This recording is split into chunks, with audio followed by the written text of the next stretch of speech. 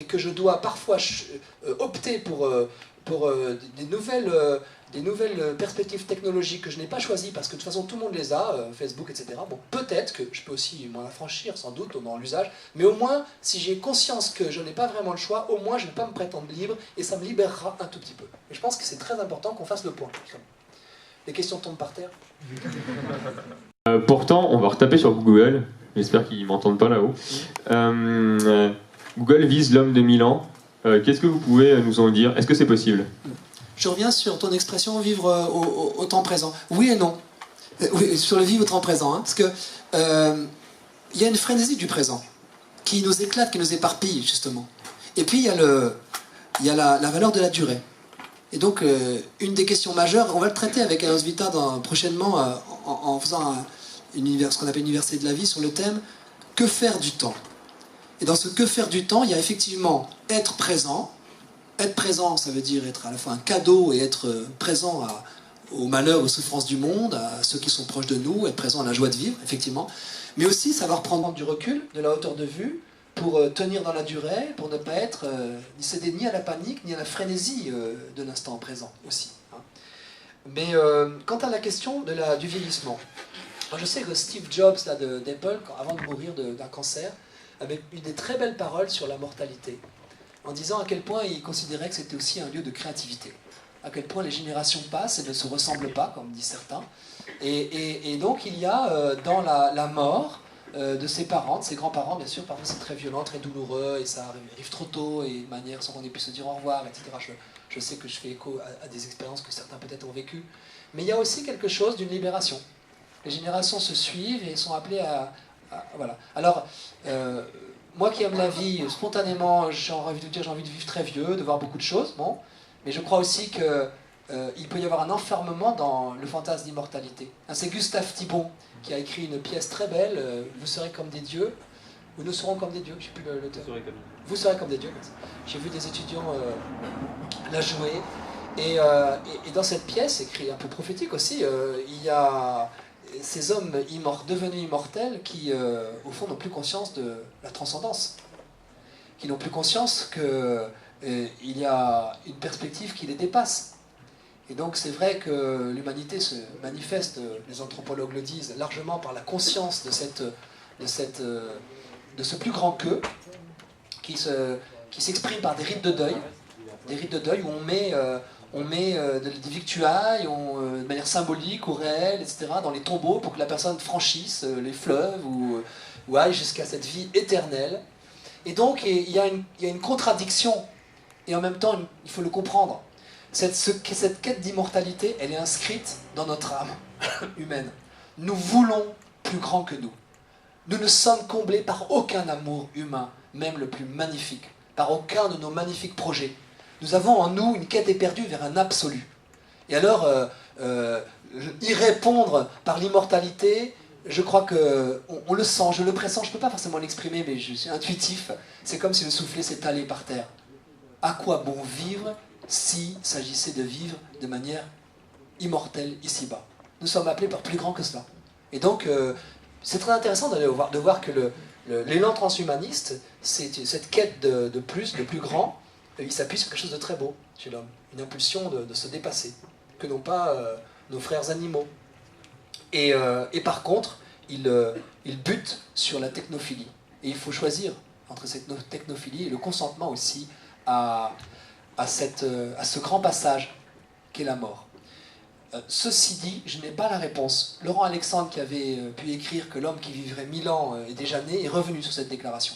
Et puis je vous ai apporté, je crois, ici, parce que ça me permet de me moquer. Oups. J'ai acheté pour 1 € ce livre, L'homme est-il immortel? 1 €, c'est pas cher.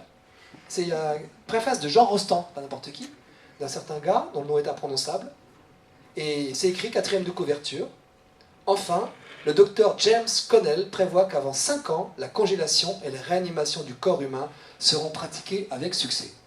Date 1965. Voilà, je l'ai déjà acheté. Et en fait, c'est vrai qu'il faut quand même noter qu'il y a énormément de promesses extraordinaires qui sont déjouées.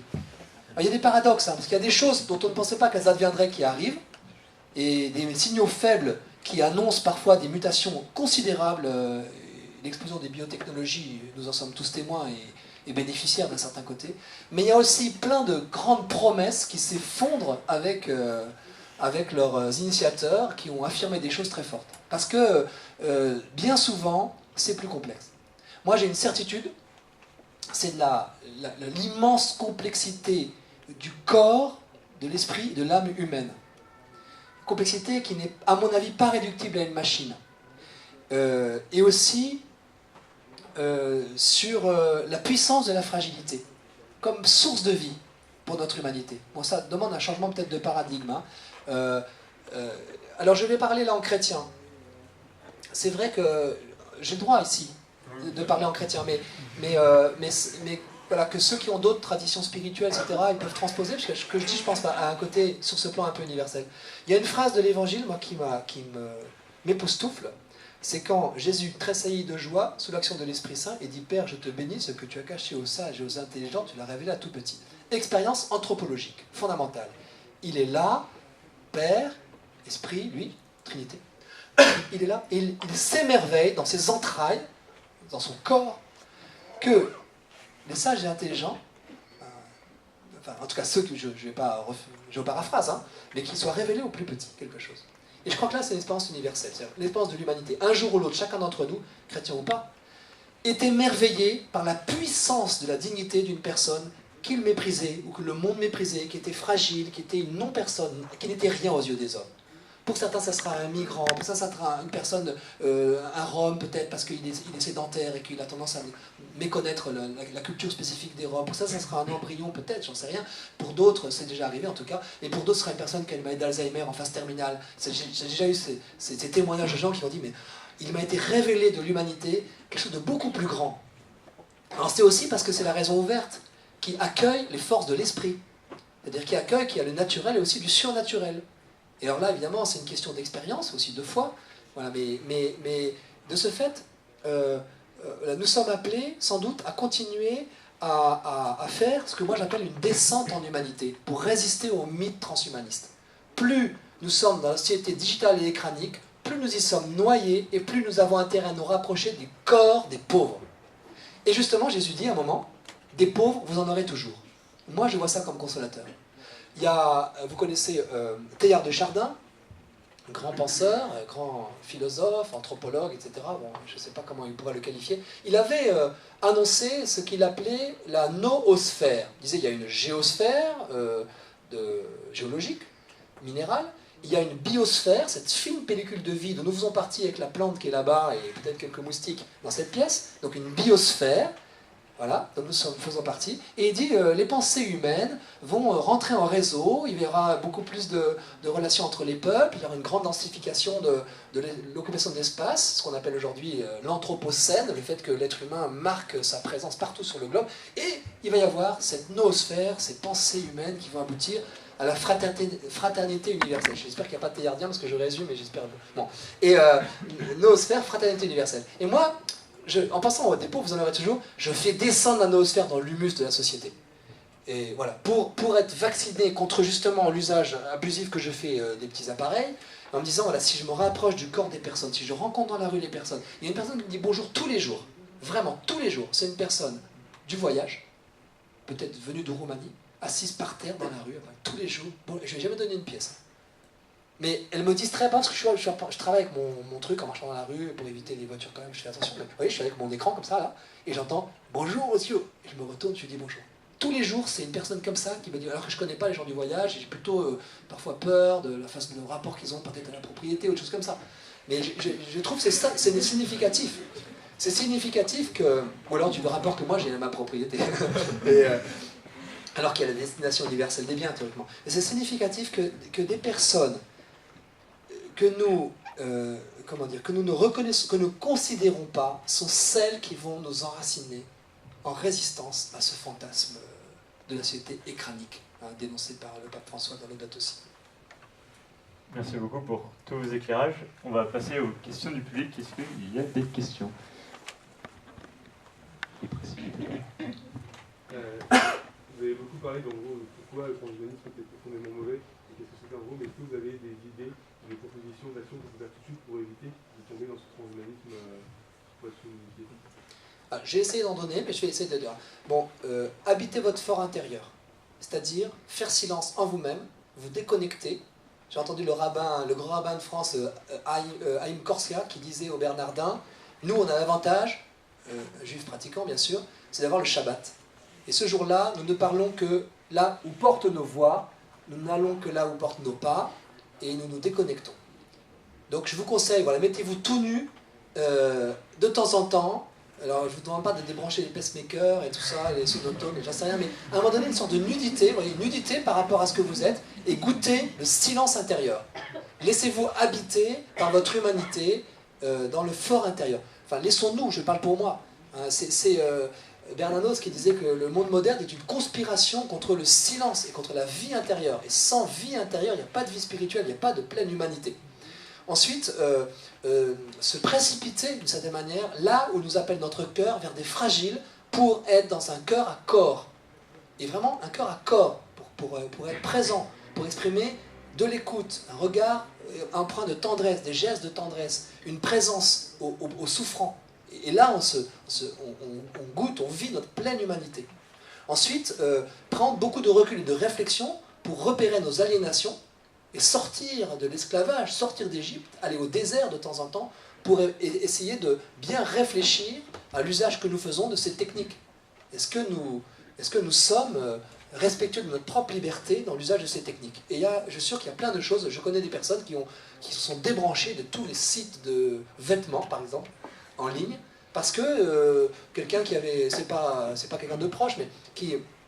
ça pour qu'on ne suspecte pas mes proches, mais quelqu'un qui a acheté tous les soirs des vêtements parce qu'il avait des moyens, et à un moment donné, en découvrant comment fonctionnaient ces logiciels, elle a tout débranché, parce qu'arrivaient des paquets de vêtements tout le temps aussi. Parce qu'à un moment donné, on devient compulsif à certaines choses, et nous le sommes. Donc regardez vos compulsions, regardons nos compulsions.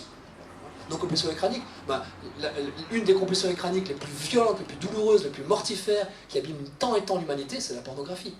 Elle est écranique, elle bousille beaucoup de personnes, et on est tous plus ou moins à un moment donné accrochés par des choses, et c'est très héroïque de résister quand on est fatigué, quand on est...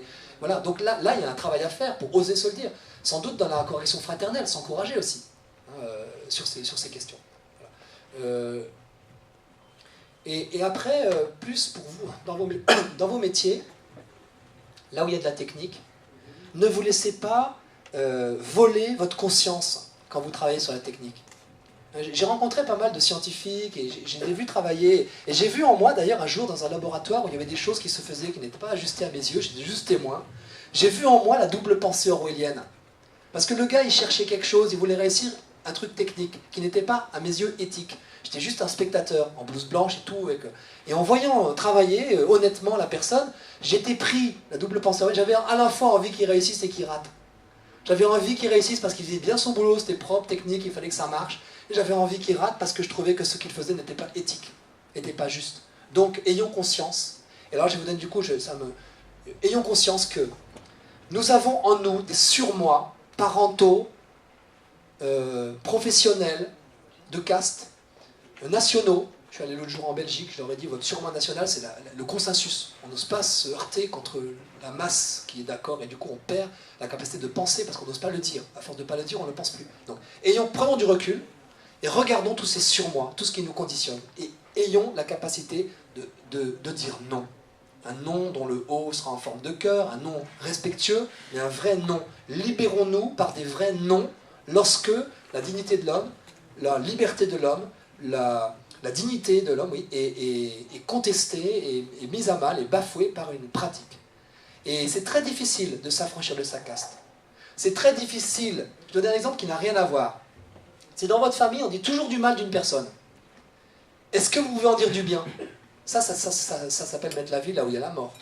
Dans la relation de fatalité, je vais en dire du bien. Mais on va se prendre oui, mais c'est à un moment donné, on rompt le cercle violent. Mais dans des métiers que vous pouvez avoir, dans techniques de médecine, etc., les infirmiers, bon, dans le droit aussi, hein, dans tous ces métiers-là, à un moment donné, savoir l'ouvrir. J'ai un ami médecin qui m'a dit, protestant, il était en prise avec un débat de société très compliqué en France, il m'a dit, mon père m'a dit, dans la vie, il faut savoir la fermer, et dans la vie, il faut savoir l'ouvrir. Il y a des moments où savoir la fermer et savoir l'ouvrir. Et j'ai pensé, en tant que chrétien, à Daniel, ce jeune notable qui contredit deux vieux vieillards libidineux qui veulent, c'est dans la Bible, faire lapider, exécuter Suzanne qui s'est refusée à eux. Et le gars, il est au milieu d'une assemblée de notables, ils ont jugé qu'il fallait qu'elle soit lapidée, et il se lève et dit « Je suis innocent du sang de cette femme ». Il se libère, il casse l'unanimisme, il fait violence au groupe en disant ça, et il sauve Suzanne. Donc nous avons, nous, qui sommes, qui avons une conscience du beau, du bien et du vrai au fond de notre cœur, du sanctuaire de notre cœur, nous avons nécessité parfois de l'ouvrir face au groupe d'amis, de famille, de métiers, de société. Mais ce qui est vrai pour le transhumanisme, c'est vrai pour tout le reste, mais c'est spécialement vrai pour le transhumanisme. Il y a beaucoup de réflexions pour dire à un moment donné, ça c'est pas juste. C'est pas parce qu'on a toujours fait, parce qu'on le fait, parce qu'on est payé, parce que ça rapporte, parce que si on le fait pas. Victor Schlegel, pour l'esclavage, c'est heurté à la case dominante de son temps qui disait que économiquement c'est absurde d'abolir l'esclavage. Mais il a résisté, il y a une voix qui a résisté la sienne. Testard, qui est biologiste, dit aujourd'hui que les embryons dans nos laboratoires congelés sont les nouveaux Indiens d'Amérique, de l'époque où on discutait de savoir si c'était des êtres humains dignes de respect ou si on pouvait les traiter, les maltraiter. Donc, du recul. J'essaie souvent, et ce recul, bon, j'ai été long là, mais dans le fort intérieur, je pense que on a cette capacité de prendre du recul et de dire non. Si on vous dit que la prostitution, ça a toujours existé, c'est le plus vieux métier du monde. Alors, il y a un car qui se balade en ce moment à Paris, vous avez peut-être vu, parce que moi j'ai eu des notifications qui proposent aux jeunes filles d'adopter un vieux dans le cadre d'une prostitution, vous voyez ce que je veux dire, bon, voilà. Et on vous dit, bah oui, c'est le plus vieux métier du monde. Ah bah oui, qui vous a dit que c'était le plus vieux métier du monde? Recul, dialectique, ça s'appelle dialectique d'une dialectivité, je sais pas. Le plus vieux métier du monde, c'est quoi? Je sais pas moi, mais pourquoi ça serait la prostitution? Vous avez entendu ça, vous, historiquement? Et moi, ça m'énerve toujours quand j'entends même des gens qui pensent, qui sont proches, en tout cas de mon mode de pensée, et qui, sur ce sujet-là, utilise cette formule toute faite qui est un surmoi global qui voilà, considère que finalement la prostitution ça a toujours existé, ça existerait toujours. Ben non, c'est pas le plus vieux métier du monde, il y a peut-être d'autres métiers, cueilleur de pommes, autre chose, j'en sais rien. Merci beaucoup. Est-ce qu'il y a d'autres questions? Je crois qu'après la réponse que j'ai fait, les questions sont dissuadées, non? Je serai plus bref. Vous avez parlé de tout ce qui est Google, etc., qui font des recherches sur le transhumanisme. Et malheureusement, du coup, on n'a aucun contrôle sur leurs recherches actuelles. Et donc, comment est-ce qu'on peut être sûr, entre guillemets, que nous, à notre échelle, on peut résister Je suis comme vous, un peu écrasé par l'enjeu. C'est les fameux GAFAM, les grandes sociétés, qui d'ailleurs, certains peut-être y travaillent ou y travailleront, qui font aussi des très belles choses. Hein, mais voilà, et il y a un certain nombre de structures, des ONG comme la mienne. On a fait un sondage d'opinion en France sur l'usage du CRISPR-Cas9, on est intervenu dans des débats à l'OPSES, l'Office parlementaire des choix scientifiques et technologiques, et ça j'ai retrouvé le sigle. Et donc il y a des institutions qui agissent, il faut peut-être les soutenir ou les rejoindre. Il y a aussi beaucoup de personnes qui commencent à réfléchir sur la gouvernance mondiale de ces sujets pour ne pas les laisser à des entreprises qui ont des mobiles pas toujours bienveillants, mais financiers. Alors à notre échelle, il y a l'allégorie du colibri que vous connaissez peut-être, que Pierre Rabhi a popularisé. Et voilà. Quand il y a un incendie, à chacun d'agir avec les forces qu'il a pour éteindre l'incendie. Et donc ne surtout pas considérer que la goutte d'eau qu'on va apporter est inutile. Je paraphrase aussi Mère Teresa qui, quand elle disait « Ne regardez pas l'océan de misère », vous voyez les gouttes sur lesquelles vous pouvez intervenir. Donc même si on se sent petit, ne pas rester seul, s'engager, mais agir soi-même à son niveau. Et ça, c'est vraiment très important, à son niveau. Et les petits ruisseaux font les grandes rivières. Maintenant, je n'ai pas la réponse absolue, évidemment, à l'espèce de sentiment qu'on peut avoir abyssal d'une marée montante irrépressible. J'en ai discuté avec Pierre-Yves Gomez, qui a cofondé avec moi le Courant pour une écologie humaine. Et on se dit, bon, même si parfois c'est foutu, entre guillemets, à court terme, par rapport à l'inertie du problème qui nous arrive dessus, créons ou habitons ce que moi j'appelle des oasis de vie dans la vérité. Voilà. Mariez-vous, par exemple. Mariez-vous,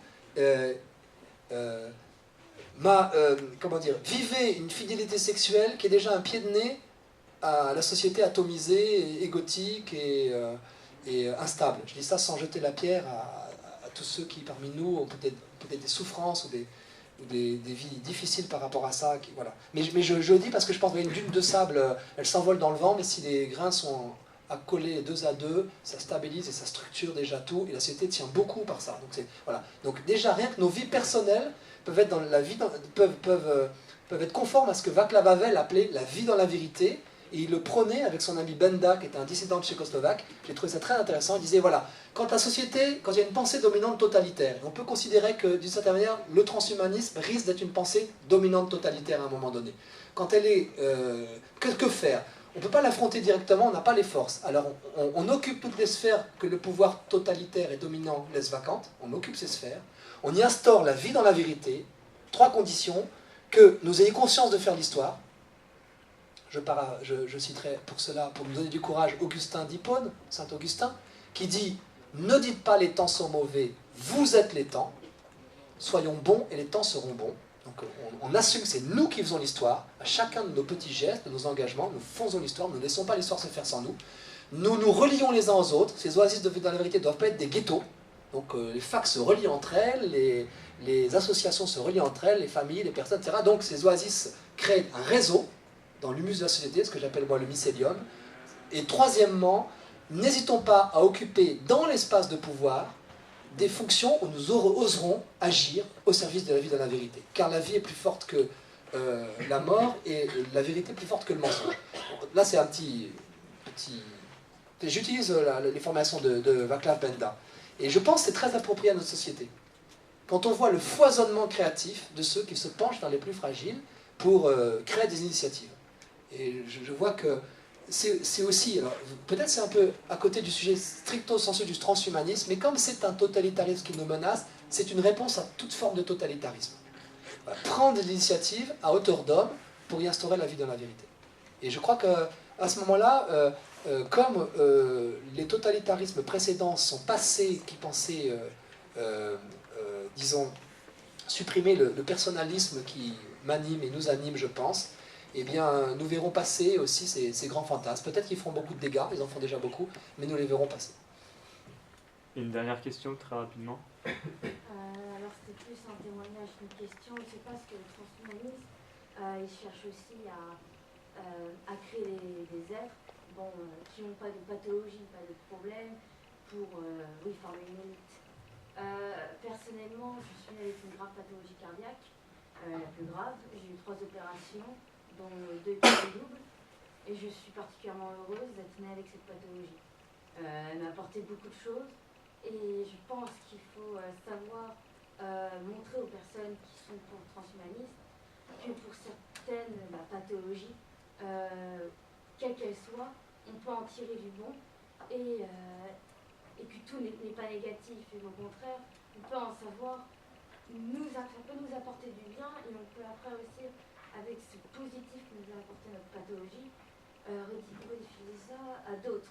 Il y avait quelques années, la filleule du Téléthon, elle s'appelait Jeanne, ils ont fait un document, donc elle est bloquée à vie dans un fauteuil roulant, et elle disait que pour rien au monde, elle voulait être debout, elle était heureuse d'être assise, car ça lui avait apporté des choses, une perception de vivre qui permettait d'être objectif face à plusieurs points de sa vie et surtout aider les autres à aussi avancer. Donc je pense qu'une façon de résister au transhumanisme, c'est aussi savoir accepter tel qu'on est avec nos problèmes et réussir à faire ressortir le bon du mauvais. Merci pour votre témoignage.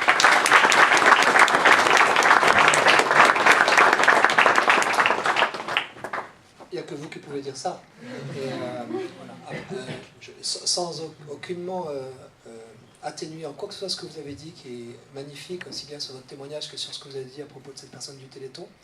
Bien sûr, il faut que aussi on encourage la recherche, les soins, etc., qui vous permet ou qui permet aussi à toutes ces personnes d'aller mieux, de survivre, etc. Donc je pense que c'est ce qu'il y a d'universel dans ce que vous avez dit, et ça nous renvoie peut-être à nos propres limites que nous cachons, à nos propres pathologies, entre guillemets, ou nos handicaps que nous cachons soigneusement. Moi, je pense qu'on aurait beaucoup à gagner, effectivement, à avoir leur fécondité. Avoir la fécondité de la faiblesse. Et avoir à l'inverse combien la toute-puissance nous conduit dans le mur. Dans l'illusion déjà, parce que nous sommes fragiles.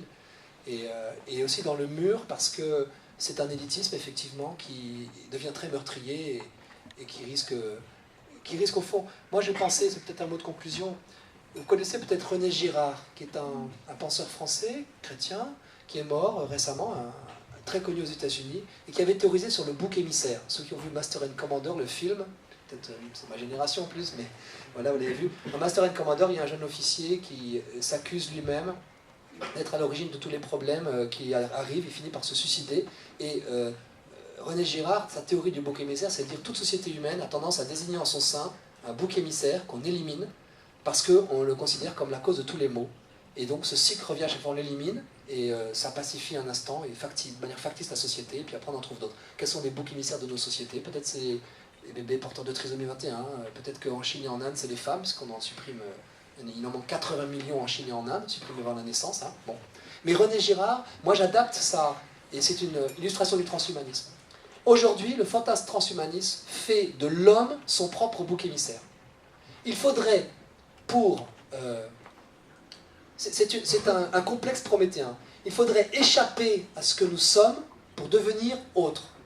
Et donc le grand risque, effectivement, c'est de détruire l'humanité. Si on considère que l'humanité est méprisable telle qu'elle est aujourd'hui, dans cette distinction sexuelle qui pose plein de limites et plein de conditions à la procréation, dans cette mortalité qui effectivement est une contrainte et des limites, et dans le temps aussi qui est limité. Et du coup, attention, parce qu'on est comme au pied du mur. Est-ce qu'on va choisir l'humanité ou est-ce qu'on va essayer de s'en affranchir au risque de supprimer l'homme? Et je pense que c'est l'alternative sur laquelle on a à s'engager. On va passer ces mots de conclusion. On passe à la question pour le père Para, comme d'habitude.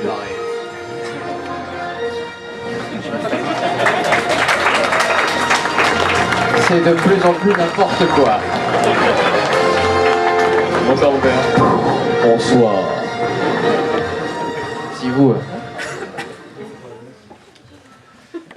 Donc, on a vu la semaine dernière les expériences de mort imminente avec finalement les relations du corps et avec quelque chose, potentiellement l'âme. Pour aujourd'hui, on est donc dans le transhumanisme, potentiellement devenir un robot, donc la perte du corps biologique. Quelles sont donc les relations qu'il pourrait y avoir avec ce robot ou et notre âme, ou finalement cette non-relation, et donc finalement qu'on ne puisse pas devenir un robot? Oh là, il y a plein de questions, je pense pas que je vais pouvoir répondre à toutes les questions, mais je pourrais aborder la question en amont. Le pourquoi c'est bien de rester un être humain. Parce que, de ce que j'ai compris dans le transhumanisme, on pourrait faire des extensions du corps humain via un corps artificiel, mais jusqu'à quand? Et jusqu'à quand on peut le faire? Parce qu'à un moment donné, on peut perdre son être humain. Voilà. Je vais parler en croyant, et je pense qu'après on pourrait le décliner au niveau philosophique et éthique, et voilà. C'est que je pense que Dieu a bien fait les choses.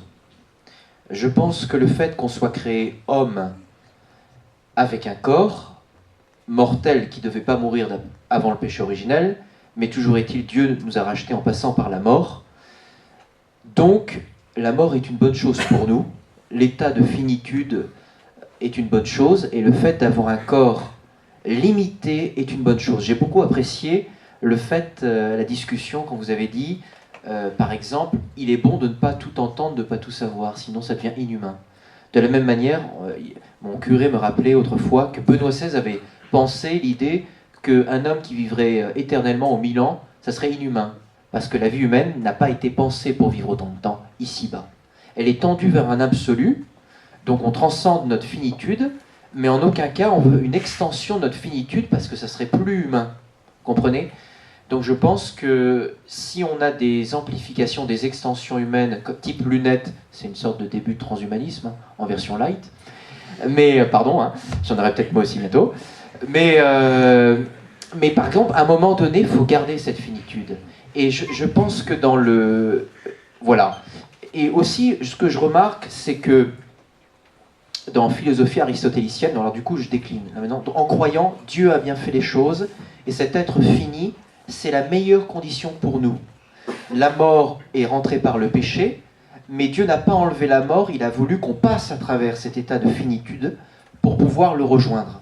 Donc, finalement, c'est bien. Et la tentation de devenir immortel nous déshumaniserait et ferait durer de ce temps qui est une préparation pour l'éternité sur une fausse éternité, qui ne sera jamais une éternité, mais une fausse éternité qui nous déshumaniserait à long terme et qui ne nous tendrait plus vers un absolu, mais qui nous limiterait dans une banalisation sans fin. Voilà. Maintenant, au niveau philosophique, un peu plus bas, donc pas au niveau de foi et théologique, au niveau philosophique, le fait qu'on ait une âme habite le corps. D'ailleurs, mon âme habite le corps. Mon âme anime mon corps. Anima, comme disent les latinistes. Aristote voit que l'âme anime le corps. Et en réalité, dans l'extension, il n'est pas dit que l'âme anime le corps. On est tout un. Je ne sais pas, mon corps est un objet, je suis mon corps. Donc vous voyez, ça pose une vraie question philosophique, cette histoire d'extension, jusqu'à quel point. Voilà pour commencer la réponse. Merci beaucoup. On passe au jingle de fin et... Ah oui. On va se rapprocher. Baptiste, merci. En tout cas, un petit mot aussi. Un mot à un jeune qui vous regarderait maintenant, qui se pose des questions de devenir comme Goldorak, Robocop, ou qui se dit finalement la puce de Google serait pas mal. Qu'est-ce que vous lui direz en 3 secondes? Là, dans la caméra. Je dois dire ça ou pas? Ah, on va le dire après, Dans la caméra, qu'est-ce que vous direz? J'ai à peine écouté la question. Qu'est-ce que dirait un jeune qui a la tentation du transhumanisme? Abondance de micro nuit. Non mais reste toi-même. Aie confiance dans toute ta croissance corporelle et spirituelle. Et attention aux écrans, ils risquent de nous couper du réel. Merci. Et tu peux nous rejoindre sur Wednesday Event, soit sur Facebook, soit sur le site de Wednesday Event. Et on va finir ensemble. Wednesday Event, c'est du lourd, du gros lourd, du très lourd. Du très lourd. Merci à vous, bonne soirée.